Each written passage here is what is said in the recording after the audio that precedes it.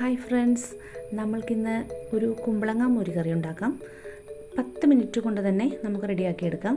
അതിനായി കുമ്പളങ്ങ ഒരു പാത്രത്തിലേക്ക് അരിഞ്ഞിടുക. അതിലേക്ക് പച്ചമുളക്, മഞ്ഞൾപ്പൊടി, മുളക് പൊടി, ഉപ്പ്, ആവശ്യത്തിനുള്ള വെള്ളം എന്നിവയിട്ട് വേവിച്ചെടുക്കുക. അത് വേകുന്ന സമയം കൊണ്ട് തന്നെ നമുക്ക് അതിലേക്കുള്ള അരപ്പ് കൂടി റെഡിയാക്കാം.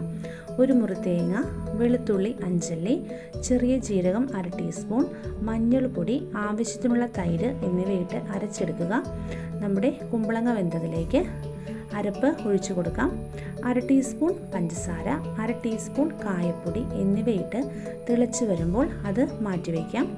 ഒരു പാൻ സ്റ്റൗവിൽ വെച്ച് വെളിച്ചെണ്ണ ഒഴിച്ച് ചൂടാകുമ്പോൾ കടുക്, ഉലുവ, ഉള്ളി, വേപ്പില എന്നിവയിട്ട് മൂത്ത് വരുമ്പോൾ മോരുകറിയിലേക്ക് അത് ഒഴിച്ചു കൊടുക്കാം. നമ്മുടെ സ്വാദിഷ്ടമായ മോരുകറി റെഡിയായി. എല്ലാവരും ഉണ്ടാക്കി നോക്കണേ. Thank you.